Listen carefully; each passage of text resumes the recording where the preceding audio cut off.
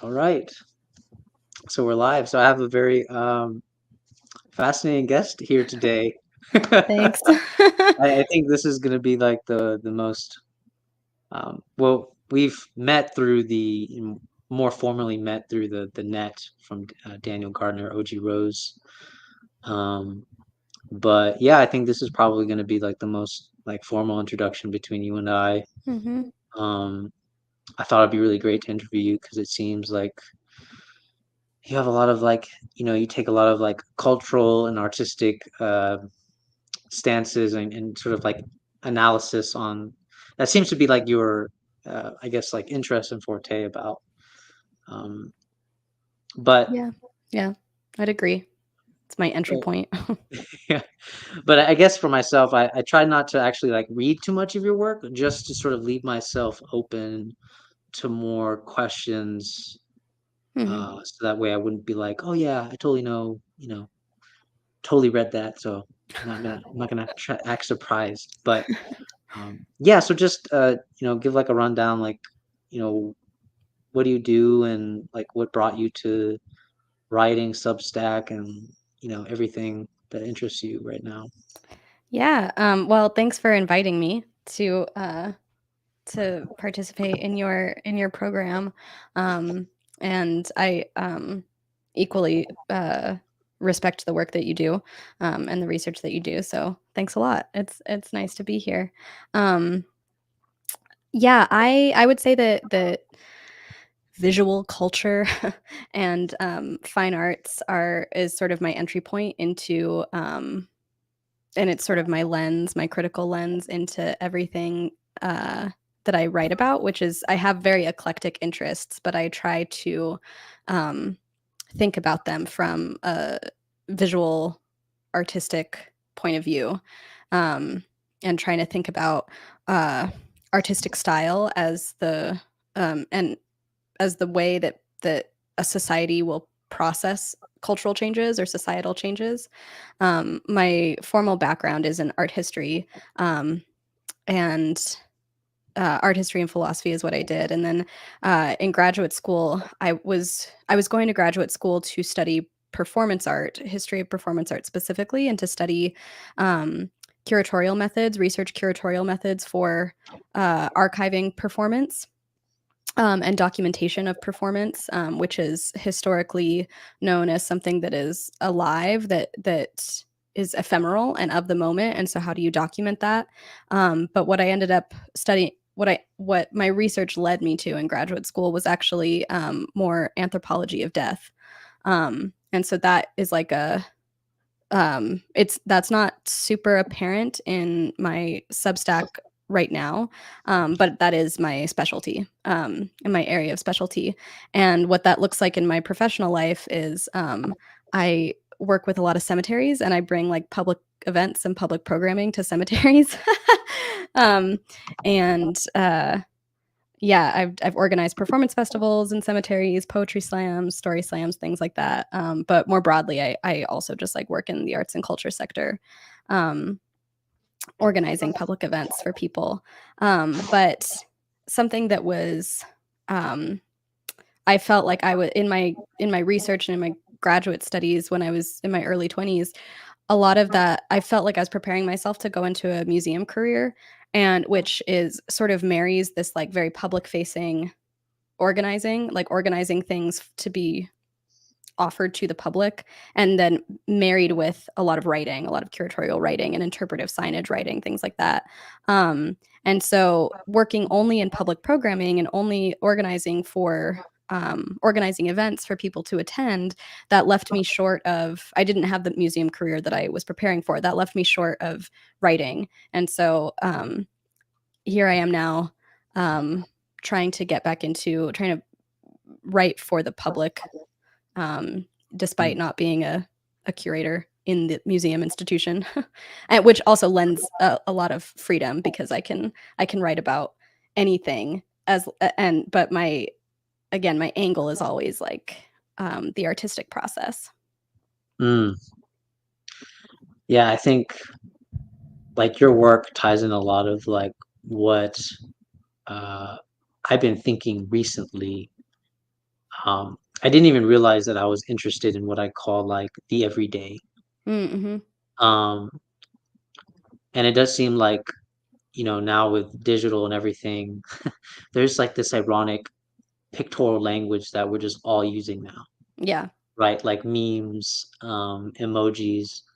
And I thought there's something like, something hilarious and also something haunting about like some of the emojis are actually really ambiguous when you start asking people like, what do you think this actually means Yeah. when you use it? Other than the very obvious like primal emotions like anger and sadness and maybe laughter, the other ones are kind of like, we don't really know. Yeah. Too much. Yeah. Well, and then you think there was like the great there as Gen Z is emerging onto the onto the scene, there's like this great inversion where suddenly it's not if it suddenly the skull means laughter. Because Yes. it's like that's a big inversion for a lot of people. My mom texted me very recently. She was like, "I heard from someone that the laughing emoji, like, doesn't actually mean laughter, and, like, you have to use," and so now she uses the skull emoji when she's texting and stuff. And so even what you would consider to be, like, basic modes of understanding, um, you actually have to know you have to have a lot of internet context because the skull emoji, meaning laughter, comes from, like, a 2012, like, Tumblr era colloquialism, like the like I'm dead laughter or dead laughing. So yeah, you have to have a lot of context. It's crazy because you have to have a lot of like literacy and background context, background knowledge of words, of language, written language, to then be able to interpret the colloquialism that an emoji is symbolizing or referencing. It's Yeah. crazy. Yeah, and like I'm taking an English class right now because for some reason my college decided to take my English 2, but didn't want to take my English 1. But uh, what's really like fascinating is this idea of like the way they were defining literacy. And I Mhm. was like, oh, when we look at culture today, like meme is literally a type of literacy Mhm. where obviously we compare memes from like 2001 to 2002. It's like if you show a Zoomer what that is, he'll be like, "I don't understand the context at Mhm. all. 2001 Mhm. meme doesn't make any sense." Mhm. Um, and so, yeah, you're right. The death emoji is absolutely fascinating in the fact that like there's this sort of like symbolic like I laugh in the face of death, but like I am the sort of laughing death. Um, it's yeah. I mean, and if you think about the evolution of before we started getting emojis, it was like the abbreviations. I'm Mhm. laughing out loud. I'm rolling on the floor laughing, and then all of a sudden it becomes a pictorial emoji. Mhm. Mhm. Um, this sort of preparation for it. So yeah, I mean, just to tie in with your emphasis on art, um, a lot of what I'm a religious studies major. Cool. So my my recent interest is what does religion look like to the everyday Mm. person? Mhm. And my teacher, I'm taking a current class in Japanese Buddhism, and his emphasis is like, what does Japanese Buddhism look like in the everyday? And actually, it kind of looks like the manga Saints of Young Men, Yeah. where it's a Buddha and Jesus in this sort of um, in the modern day Tokyo, and it's basically like the source of like holy puns. Like there's constant basically dark humor about their religious lives, and it's hilarious, but also at the same time, if you were like a fundamentalist, you would find it absolutely disturbing, Yeah. but it's so subversive that it really shows how the culture looks at religion, and it's through an artistic medium. Yeah. Yeah. And I feel like you're absolutely spot on with when we look at art, there seems to be like this reflective quality going on with all art and culture before we even really realize it. In some ways, it only takes us to start really studying it that we start going like, oh, that's fascinating. It's almost like it's telling us our unconscious, I don't know, desires, events, Mhm. Mhm. something in that way. How do you look at that? Well, I think that I mean, it's interesting to talk about literacy again, different types of literacy, Mhm, because and to bring in the religious element into it is interesting too, because before there was mass literacy, before the printing press made the written word available to the entire public, the Catholic Church relied on visuals to express um, their messaging. It was They would often commission people to make, the most gloriously beautiful frieze registers on a cathedral facade, and to depict heaven, to convince people that this is what you are aspiring toward. They would also commission artists to make the most uh, unbelievably gory and scary images of hell, to tell you to avoid it. Um, and so the Catholic Church was distilling the message of their religion. Um, do everything in service to God to get to heaven, earn your way to heaven, avoid hell at all costs. And they explained that um, through visuals. And I'm not sure what you being a religious studies major, I'm not sure what your take is on this, but something that my like very loose superficial knowledge of religious studies is like perhaps where other religions might control their congregants through a preacher and through a person just like speaking a sermon, whereas other religions may do that. The Catholic religion really made a vehicle out of visual art, which is also maybe why Catholicism has such strong branding, and why the Catholic iconography is making um, such a big comeback, because it is just like in this world now that is dominated by brands. The best mhm. branded church in the world is dominating. Another like quick point that I just want to make. Did I just lose the train of thought? I did. I lost my train of thought. It'll come back to me. but yeah, it's interesting that like a mass a mass population, a big population that doesn't have access to the written word, um, is they are controlled either by a person standing behind a podium and spouting off a sermon to them, or they are controlled by the visuals that they are confronted with. Yeah, I mean, this has been like a new thought that I've been actually Daniel kind of proposed it to me, kind of fed my thought further. It's what he calls the problem of scale, Hmm. um, where if we start looking at Lutheranism, the Protestant Reformation, everything like that, um, there seems to be this idea of like, what does religion look like for the common person that can't kind of hide themselves away in like monkhood or Mm-hmm. like become a saint? And so you start getting these ideologies of like, especially like Lutheranism, for example, this sort of like unconditional grace, Mm-hmm. right? So the problem of scale really starts affecting the religious orders where no longer do they want to be, controlled by the authority, or they come across some type of failure. There's some type of failure that feeds the common person to um, rework uh, some kind of scale.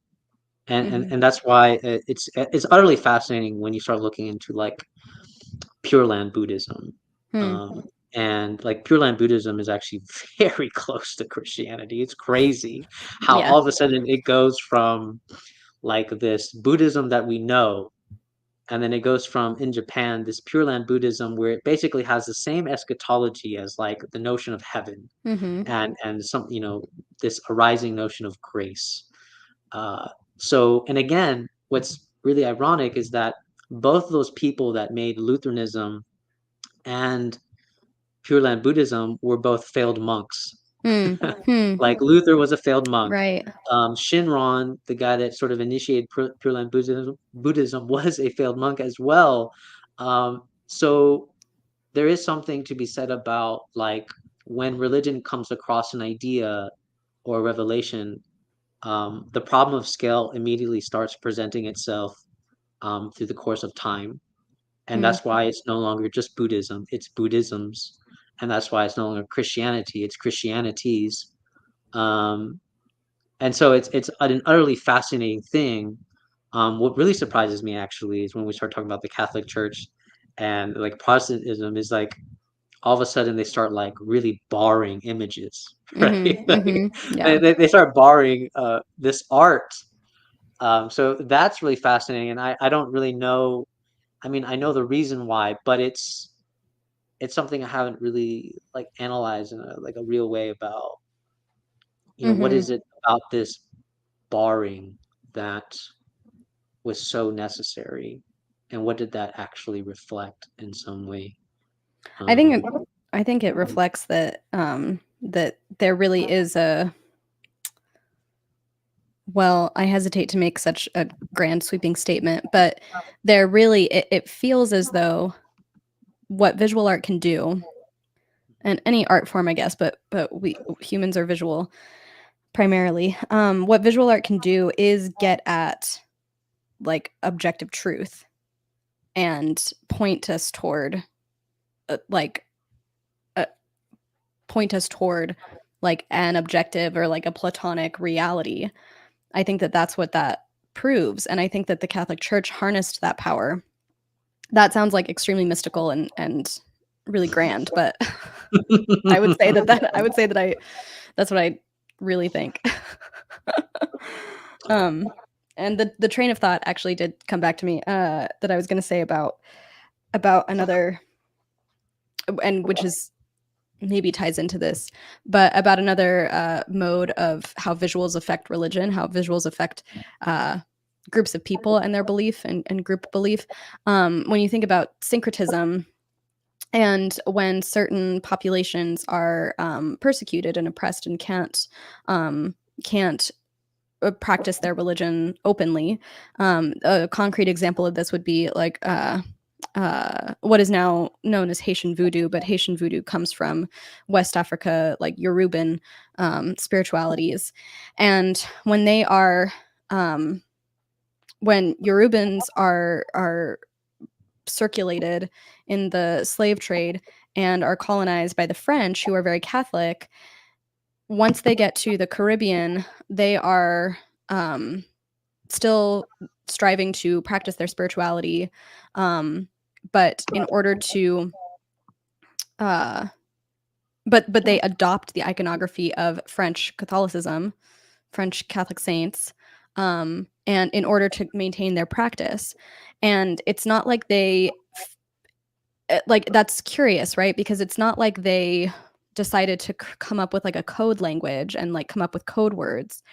They specifically adopted Catholic iconography to stand. That was their code language. It was through visuals, um, and they would take from Catholicism certain saints and superimpose them on certain lois or angels, um, mm, uh, in their like spiritual hierarchy of uh, their spiritual worldview. They would adopt um, Catholic icons. And so, yeah, that is a long-winded way of just saying like visuals come first, and visual literacy has always come first mm. in humanity.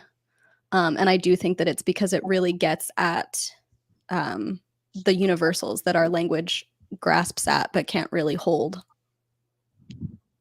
Yeah. Um, your case example is actually something that also happened to Japan, Hmm. when it wasn't necessarily visual, but I think it could be the argument could be made like with objects, Hmm. um, where Japan at the time was had the Shinto religion, but it wasn't really like a formalized religion. That's the argument, anyways. So when the introduction of Buddhism enters, the way they introduce Buddhism is a way in which they say, hey, all these gods that you have in the Shinto religion? Well, these are all the same aspects of Hmm. those gods. This is just the Buddha. So I found it really fascinating that Mm. when you made that example, when you talked about how they superimposed it on their like religious hierarchy of like, divine beings. Um, it seems like that seems to be a move that we do, you Mhm. know, where the way we introduce religion to people or things is we say, oh yeah, this thing that you believe in, it's actually the aspect of this thing that we believe in, right? Mm, It mhm. it fits perfectly fine. Mhm. And so it makes it like easier to accept and easier to swallow. And I'm really like, I don't want to say haunted, but it's like there's something really like hauntingly beautiful about that idea that we can take concepts that had a type of meaning and we give it a new meaning, Mhm. Mhm. right? And I find that really fascinating. I think art is a really perfect example of how we can look at it and someone could still be like, no, it's completely relevant. It's still Mhm. relevant, Yeah, right? for sure. All you have to do is just do that extra maneuver of saying, it's not different. This is something else, but it's the same.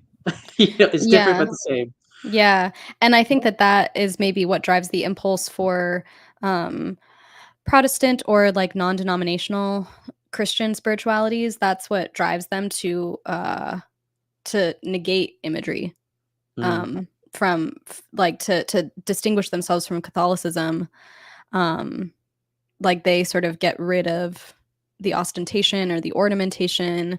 They sort of get rid of the focus on the visuals, um, in order to kinda set themselves apart, and so that people won't they sort of it's mitigating a risk of people, like, falling back into Catholicism, potentially.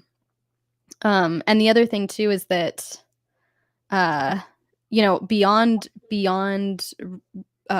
spirituality, this also shows up in, very, like, rational materialist culture as well because, uh, I forget I don't know if this can be really attributed to the legacy of the Manhattan Project, but mm, essentially, like, when it comes to American, nuclear waste, management, basically, um, like, nuclear waste is buried in the ground, in mostly in the Southwest region, but it's buried in the ground, and there are sites in the land that and this is not just America, obviously, like, anywhere where where there are nuclear plants, this is happening, but administrations are trying to figure out how to, create warning signs that will be understandable, like, thousands of years into the future to say, like, "Do not trespass," like, "Don't don't transgress these bounds because it's radioactive." And, what, many bureaucratic councils, are deciding on is that they have to create a visual symbol. I mean, it goes back to semiotics. It always mhm, does. And they have to yeah, it's essentially like know what is going to transcend language, what is going to express like objective reality about this region that will transcend language and any development of language. Because when they make those signs, those like warning radioactive danger signs, and when they're thinking about thousands of years into the future, they're also thinking that like not only will we never know if like the world is speaking English globally or whatever, but like how is English going to evolve kind of thing. So anyway, yeah. That was a tangent that kind of went nowhere, but no, I mean, that's great. I mean, there's always this it shows, like, how art is something that, um, it really seems like it's gonna persist when you make, like, a symbol like like the radiation symbol or something like that. Like, if we all lose our language, it does seem like the aesthetic symbol, it will remain, yeah. um, and that sort of just kinda, like, burns into history, for all time, it seems, and I think that's why I've always, like, loved religious symbols in any type of way because in reality, we're always sort of like we like this very static, nice, well-ordered structure, you know, um, but it really seems like the symbol is probably the most, or the aesthetic, the aesthetic symbol is probably the most actually well-ordered symbol that you could Mhm. ever do, just because um, you can do this weird move like we talked about before, where you just give it a new meaning. Mhm. Right Mhm. now, it means something else. Yeah. Um, and so yeah. So, are you Catholic? I was By raised chance? Catholic, yeah. Okay. Yeah, I grew up in Albuquerque, New Mexico, um, and so, like, very, very heavily Mm, Hispanic Catholic culture, mm, um, and, yeah, and Hispanic Catholicism is quite distinct.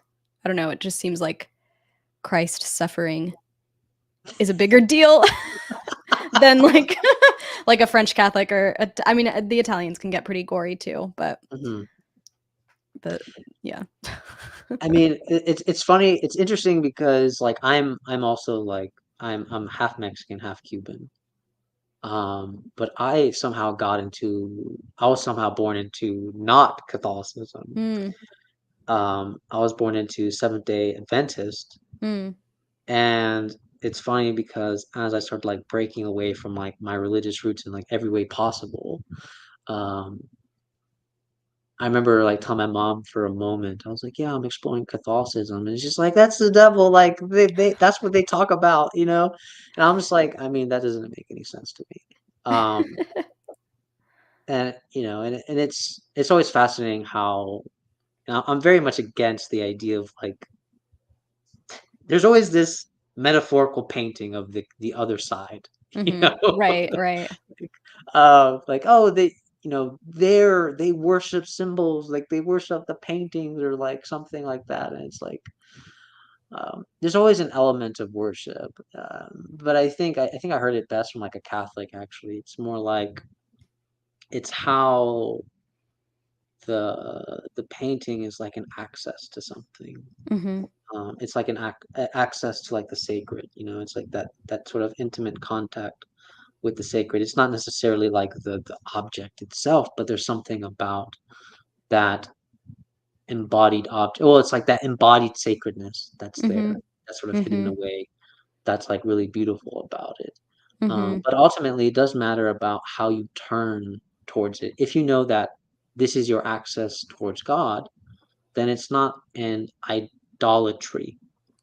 But if you Right, make right. it the if you make it like it's all about the ends or the means. If you make it like the end, then it is idolatry. But the thing is, you can literally do that with anything. Yeah, exactly. Exactly, yeah. Uh, Yeah, and I've heard some Roman Catholic, mostly, like, I went to Catholic school from, like, 1st grade through, undergrad, but, I've heard some teachers, Roman Catholic in my Roman Catholic schooling, even accuse Eastern Orthodoxy of being, like, idolatrous because, uh, Catholic Eastern Orthodox is so they really venerate the icons and, they put a lot of care and weight and their hundreds of years of history, um, is so focused on the iconography. But it's the same thing, like, essentially, yeah, it's two different factions, um, trying to depict each other in a certain way, but yeah, it's like this access point, and you're not and there's a very specific distinction between looking at an icon and being able to say, like, how being able to venerate it and say, like, how beautiful it is that I have this representation in front of me that allows me to meditate on the thing that it stands in for, not thinking that the object is the thing itself. Yeah. Yeah. yeah, and that's like I think that's also why I like Buddhism, because Buddhism is very emphasizes like this very subtle discernment you have to make um, with meditation, where it's like they call it like hearing, and like seeing, but the Mm, subtle mhm. discernment is something like this, right? You have your ear that sort of receives sound, and then you have the object that creates the sound. Hmm. But here's like the real kicker is between those two things, you get hearing consciousness. And apparently through meditation, you're supposed to be able to discern all three of those things, Whoa. right? Like, and that's how apparently like you reach some type of enlightenment in that way. Hmm. But I think I mean, again, that's like the part that I think most people don't get when they're saying like, oh, this is idolatry. It's like actually, if you're not making, in my opinion, if you're not making those like really subtle discernments, everything becomes idolatrous real quick. Right, right. Yeah. Yep. And that's like, what we now being such a having our culture turned so visual, that's also what we see happening uh in secular spaces as well. Mhm, um yeah, absolutely. it's just yeah, people take to everything sort of flattens, I guess, is a Mm. good way of putting it. So Nobody's the next question will be, because I was thinking about this too recently. How do you think globalization affects, and this is obviously a really big question, but how do you think globalization affects art and hmm, religion at the same time? Right? hmm, Because now it's no longer regional. It seems like when we talk about memes, there's a digital trading going on mhm, um, between all of these spaces of religious ideas, philosophical ideas, and philosophical ideas. I think what's really fascinating about philosophy as an everyday thing is that most of philosophy is unsaid. It's mhm. actually very personal. It's very concrete. Um, the philosophy of every day is really dialogical, but it's a sort of Yeah. memeable thing, you know. Mhm. So yeah, what's your how do you think about that? Yeah, it is a big question. Um, well, I think that in terms of globalization affecting art, I think what happens is uh sort of what we can see in the everyday right now, like an overbranded world, an overbranded landscape. What happens when people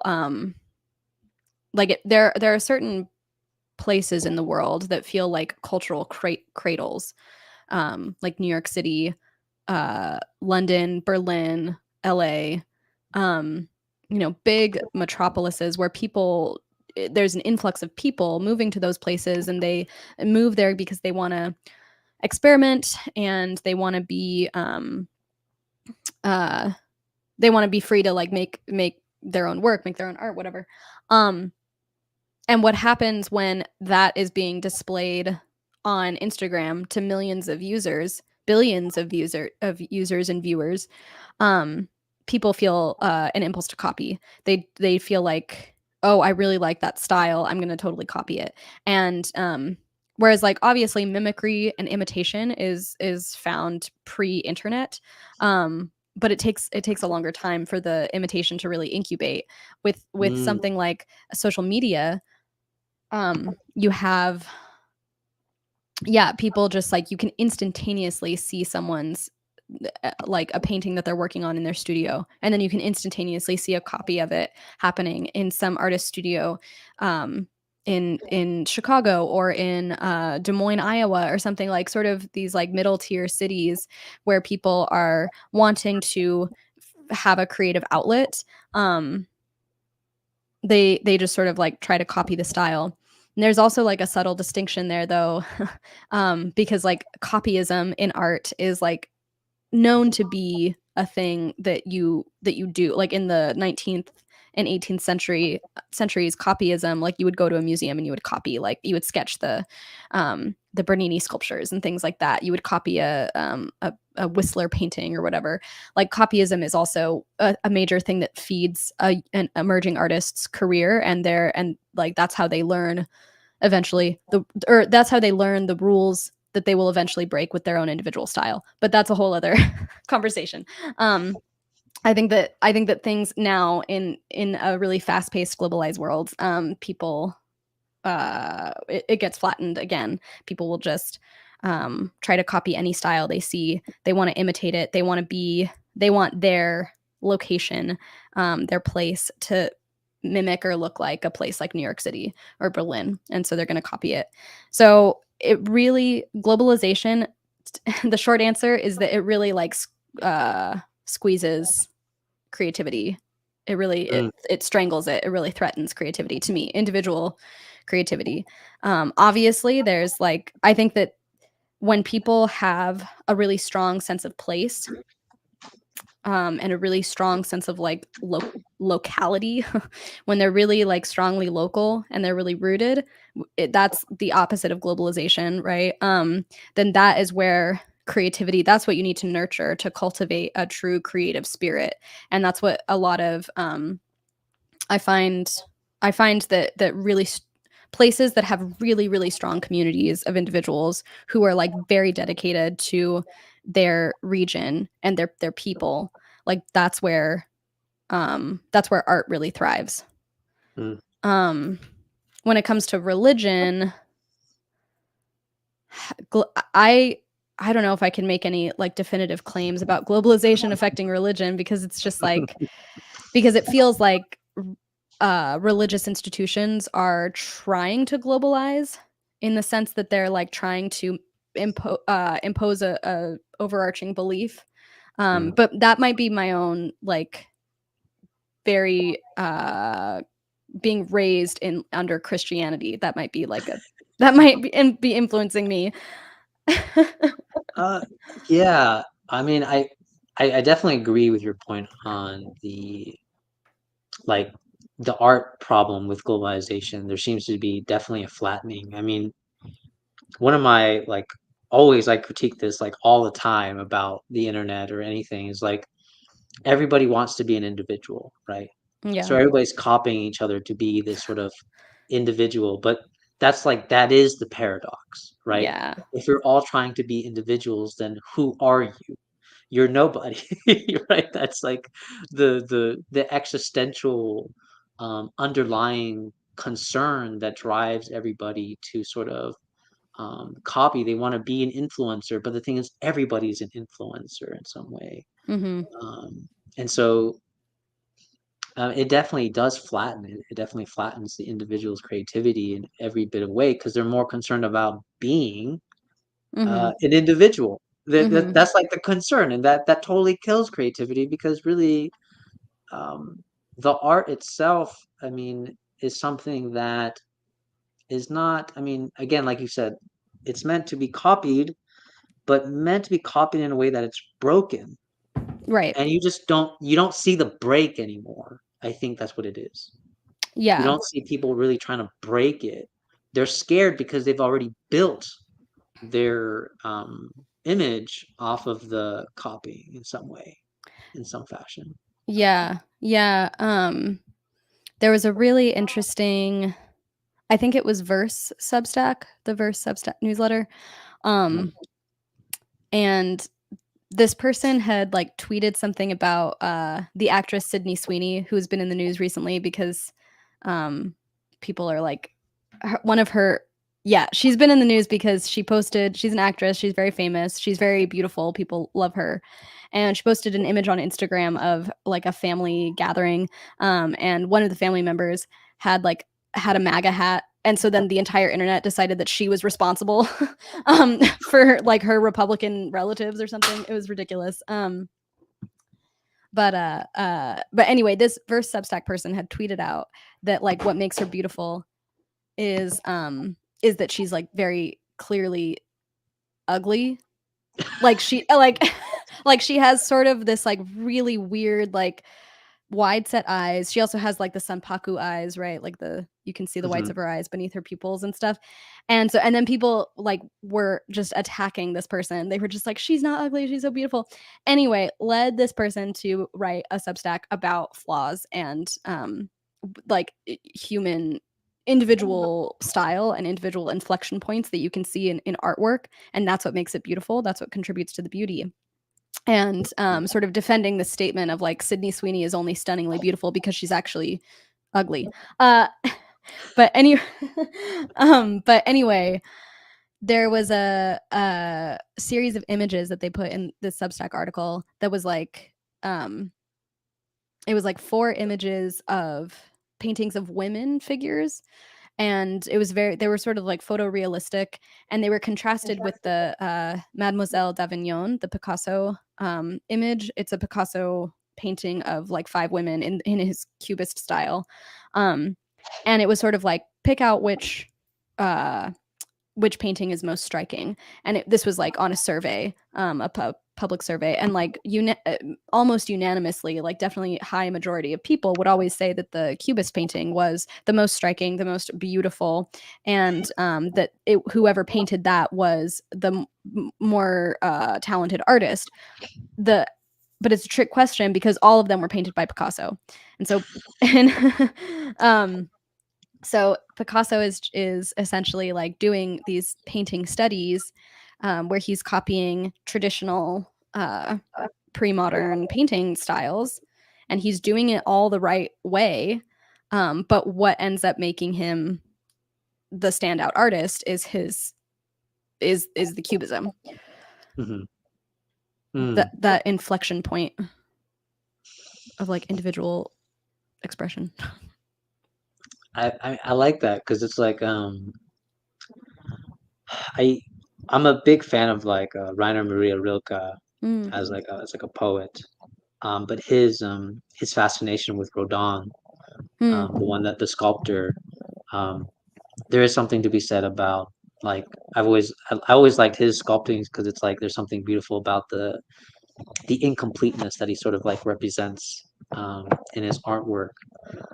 Um, and in some ways, I do feel like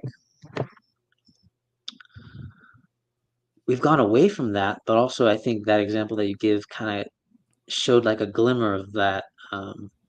You know, she's beautiful because she's ugly. Like it's that weird like paradox of, you know, yeah, I don't know if you heard like recently, well, it's not recent, but it's where people start talking about like if you have a more symmetrical face, yeah.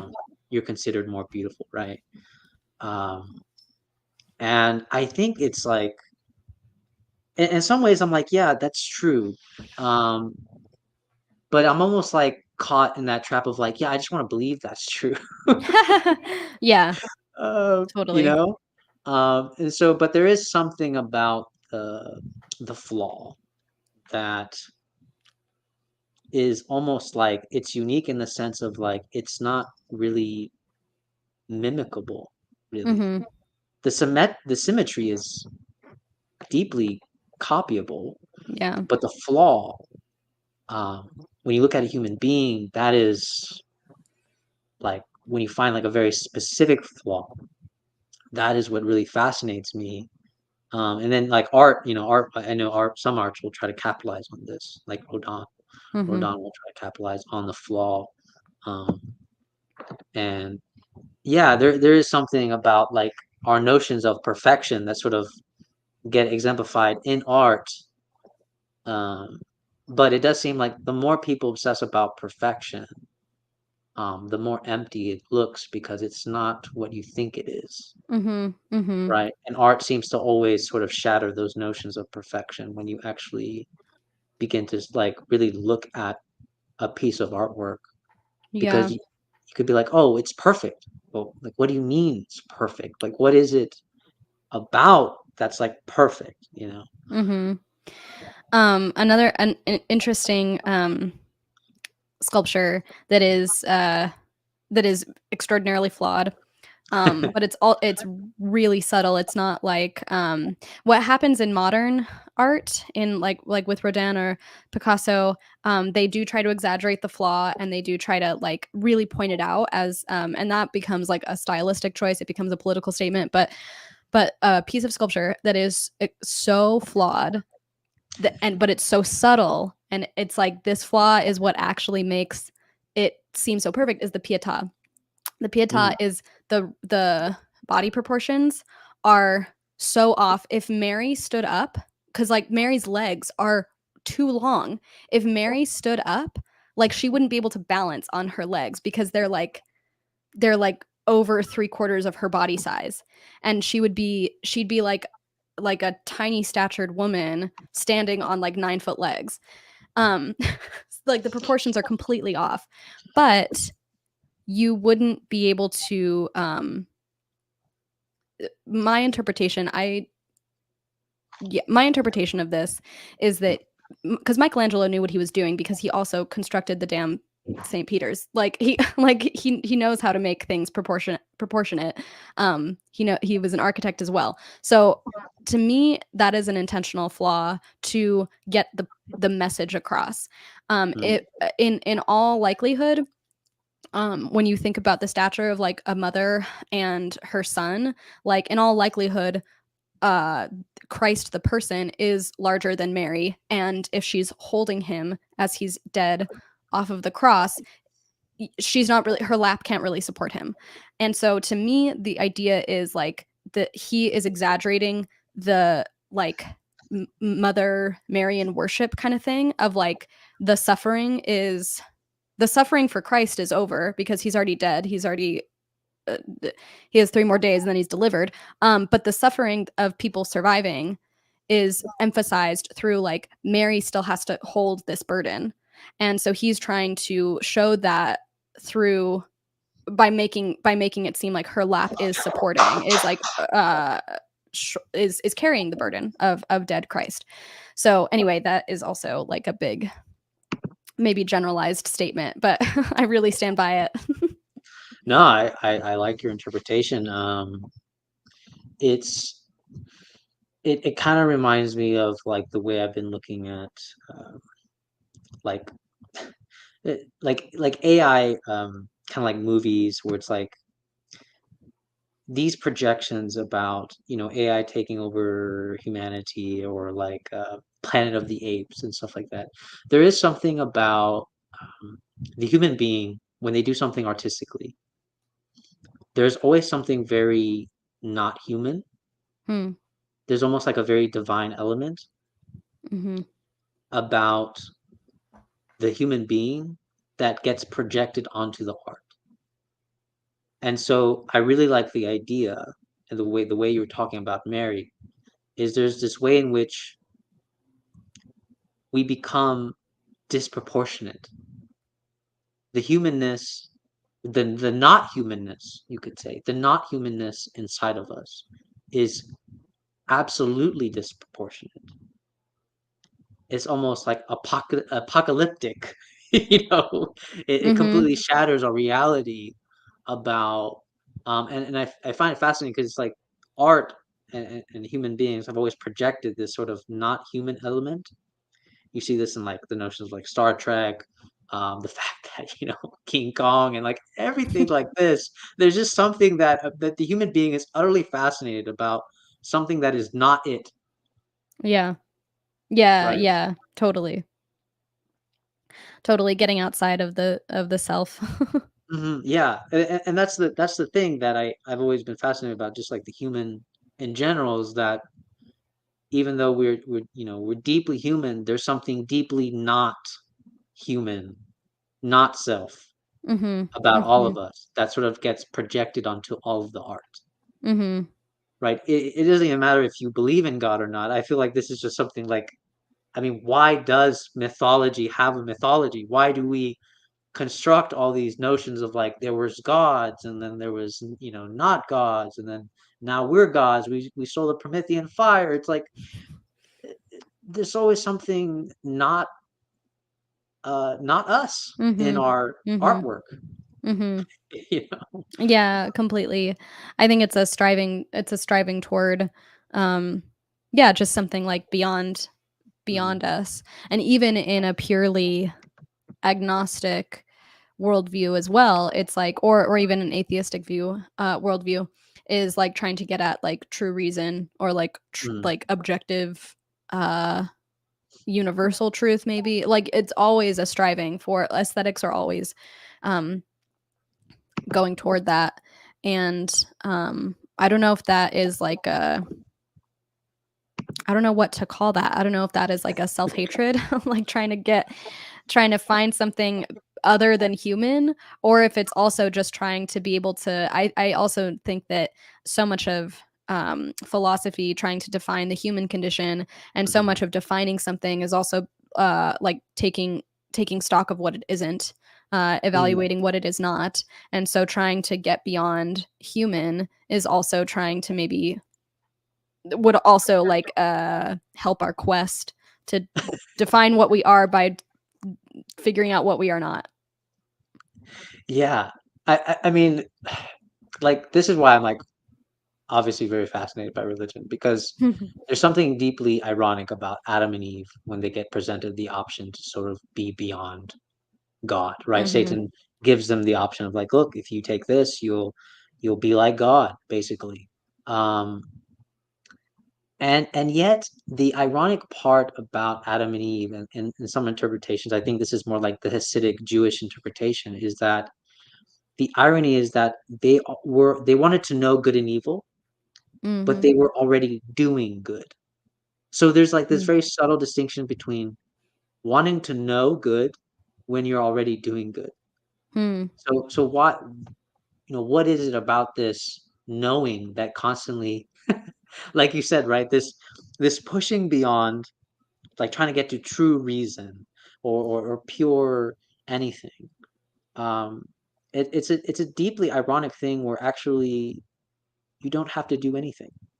It Yeah. I it's this. I'm very adamant about this one phrase of becoming what you already are, Mm. essentially. Mhm. So there's this really kind of deep notion of doing nothing where it's like if you just sort of take away the hindrances, Hmm.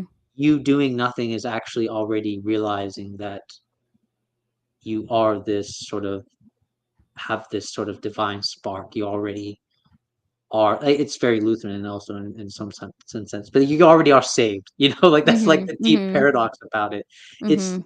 it's the more that we strive, the more that we think we can do it on our own, that we get caught in these deeply painful paradoxes of Yeah.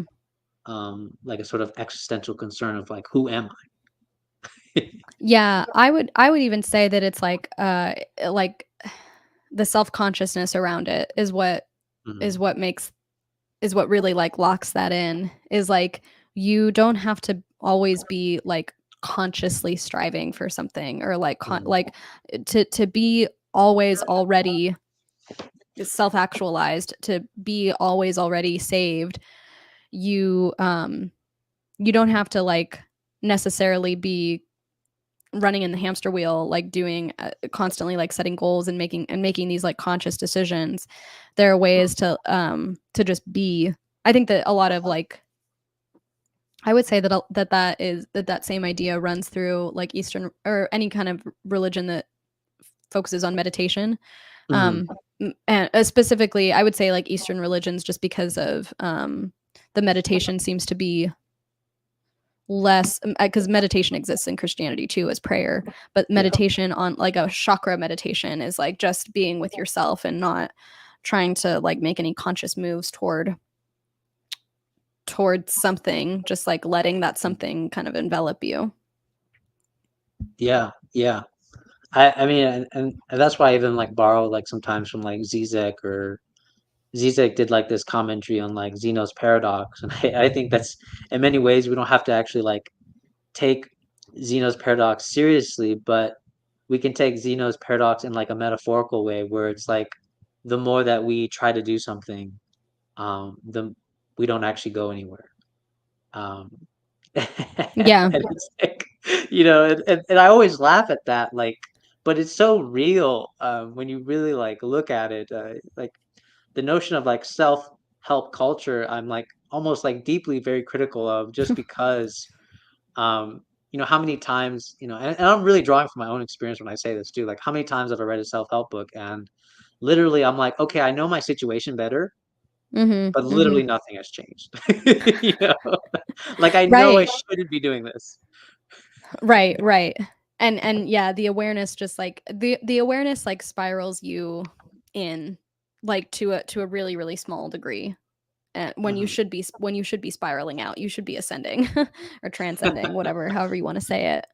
Um, and rather than letting your worldview just, like, get too tight around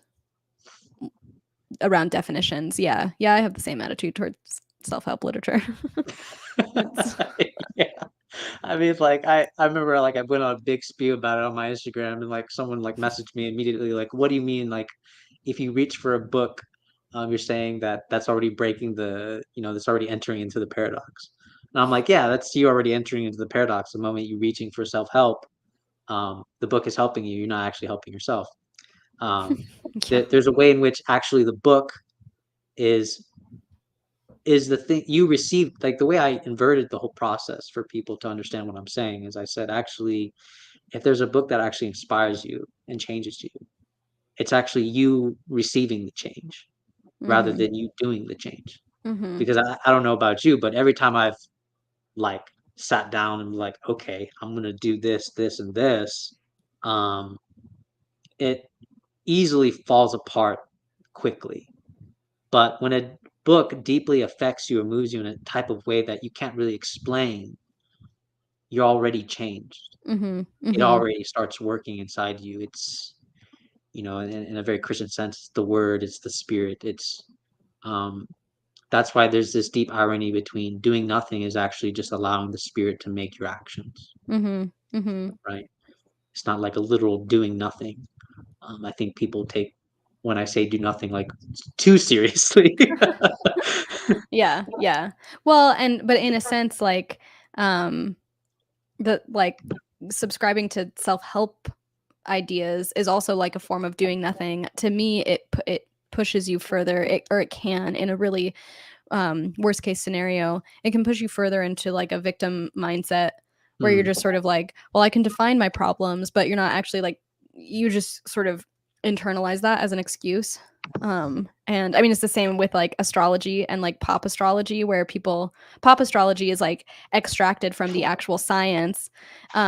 And I'm also an amateur astrologer, but so I'm like, I get really adamant about this. But like personality based astrology takes on a tone of very self-helpy, and you see so many memes um that are like, oh, I'm a Pisces, I'm not going to take responsibility for my actions, I can just like blame it on that, like, and um that's like a bad situation. It's just like that's almost a doing nothing. Whereas like if you're serious about studying astrology, the actual like mathematical geometrical study of the stars, you are sort of like saying, okay, I know that I can sort of like predict what the energetic climate is going to be, and so I can like take responsibility for this and just like know that I'll power through the suffering or whatever.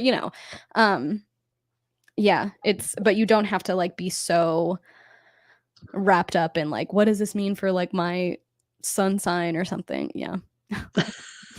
no, I mean, I agree because I used to be very aversive to like the astrology culture, but when I started like learning about it a little bit more, I kind of got introduced to it a little bit more through Jung. Mm. Um, yeah, it's the pop astrology that's really like just I'm like, I don't know what you're doing, bro. But um, yeah, when you really think about it, and it always surprises me that religion is always against the kind of astrology itself, because actually, if you even look into like more Jewish notions of astrology, and even Muslims have their own like kind of notions of astrology. It's really fascinating because if you really take it seriously, there is this way in which like bodies move, bodies rotate, the moon affects us. We're Mhm. made of water. Like I mean, like we really take like elemental our body composition as sort of elements. It really has, it really has its place and its understanding in that way. And obviously, I know it's a lot more complicated than that, but um, it always strikes me as like hilarious that people sort of just you know I don't know, they do like the common thing that you said, right? They're just like, oh well, today's my day where I guess everything's gonna turn to hell, so like Yeah, or something yeah. like that. But I think really the proper response is exactly this, right? That it demands a response, Yeah. Yeah. right? And I get a lot of my influence from Martin Buber, so it's like the responsibility lies in the response. Always, every time a moment happens or an occurrence happens with a person or a thing, an event, there's always this receiving. We're always receiving. The only thing we have Mhm. to do is sort of respond. Mhm. And that ultimately is like the biggest responsibilities because, as Buber points out, is that we ultimately don't know in the moment of our responding, if it wasn't a good response or a bad response.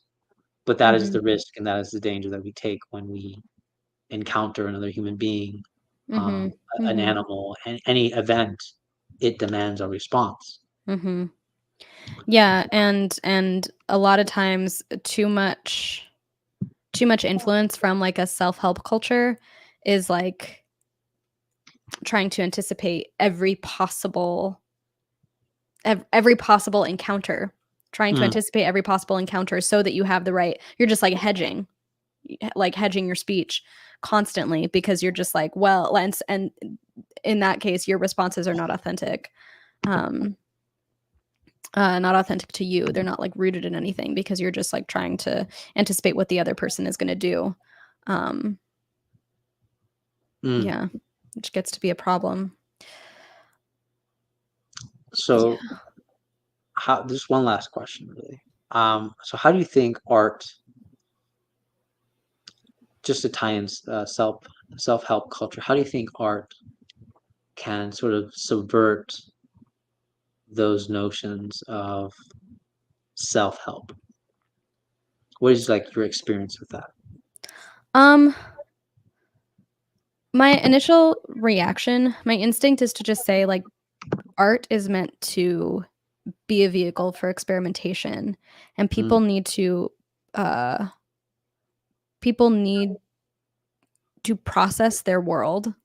They need to like, you can't retreat a lot of self-help culture also is, like, retreat from the world, come back into yourself, like, just stay away from like, process what's going on inside of you. That's, like, another really worst case scenario kinda thing, whereas, like, you can't just, like, always be in monastic retreat all the time. You have to mhm, be encountering the world, and to process it, the creative impulse and the creative force, is a really good vehicle for that, and, and you need to explore, you need to be able to have a creative outlet, you need to be able to have creativity to, to to make sense of what you're getting at, and sort of like a visual art response to things is really, really important. Another, oh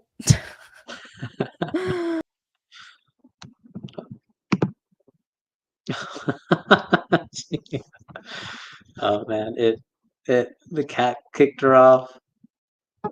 Uh, um, oh, that's funny. yeah. Okay, good. My audio is still the same. She hit the refresh button. Uh,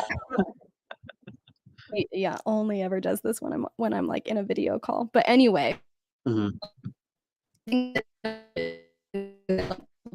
ruining art is, like, when you have globalization and everybody is trying to conform, that also creates a lot of censorship, that also creates a lot of, like, uh, what is, like, good for the whole world to see kinda thing, and people's creative impulses and their processing of reality, um, if they choose to make it public, if it's also censored and if they're gonna, like, get canceled over it, that's, like, uh to get censored to the point of, like, just not making work anymore, that's pretty bad. Because art has always been controversial, mhm, but now in the cancel culture, so to speak, um, it can really be, like, detrimental to people feeling like they can't really make artwork about transgressive things anymore, or, like, they can't make transgressive work, I guess. And they yeah, have to instead, like, process their shit in therapy kinda thing. I think that that's, like, a very self-help mindset, is, like, you need to go to therapy, and it's just like, well, okay, sure, but, like, you can't also just, like, get wrapped up in therapy, like, you need to be able to, like, express your ideas too, and, mhm, like, people should be and again, I think that art is our way of processing reality, processing things that happen to us on a collective level, and it can really be controversial work can really be an entry point into like a deeper understanding of each other. mhm, um mhm. yeah. Yeah, I mean, this is like one of my biggest like research topics is like, what is a human relationship? And Mm, the biggest thing that I found out is obviously through reading my like Martin Buber and stuff is that the problem like that you actually present when we talk about, some, transgressive ideas and stuff, is that we have this tendency to reduce the person to the idea, um, or to the action. Mhm. Um, and that is a mistake, in my opinion, because there's always like this inexhaustible moreness when you encounter another human being or another piece of art or something like that. There's always this constant moreness going on. And that's like that's the part that I think most people don't go out of themselves enough to do. Really, that's the only thing that you can do, is to go out of yourselves in such a way that you're actually able to witness another human being in their moreness rather than, and I think art is like really the most tangible Mhm. glimpse. I'll say it's the most tangible glimpse that we have Mhm. when we look at a human being and then we look at their art. Mhm. It's the Mhm. most tangible glimpse of their moreness. It doesn't reduce them to it, but it's a glimpse into their moreness. Mhm. Um, so I'll sort of let you comment and stuff, and I know you have to go pretty soon. So yeah, Um, yeah, it's true. It really, because the other thing is that, like, if we accept this premise of, like, art is the way that we process reality, what's happening to us, and if we, everybody is an individual processing the world in a totally different way, and that really is a barrier, the fact that we are so individual. I mean, that's what's beautiful, but it is a barrier to understanding, it is a barrier to, relationship, and if you can if you can encounter how someone has processed the world around them through their artwork, then yeah, that brings you closer into relationship with them. It sort of chips away at any assumptions you might try to make about a person. Um, and yeah, I think that that's really beautiful. Beautifully said, like this, trying to get the opposite of reduction, the yeah, moreness tries, yeah. The moreness, yeah. she's she's really on one today, my cat. She teaches me a lot about, like, moreness and patience. She's a very excessive pet. Yeah, I mean, yeah, I'm really surprised my cat decided to behave today because usually he's like always up in my crap right here, like on the screen. So I totally understand what you're going through. Yeah, Um, cats maybe are, um, this other, like, they're they force completely, you. like, divine.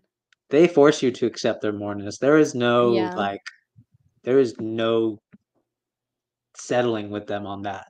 and that's why they, the cat memes, were so Yes, pervasive.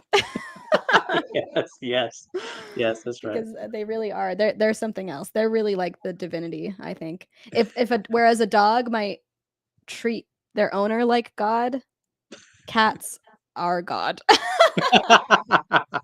I, I'll take that. That's I'll take that. yeah.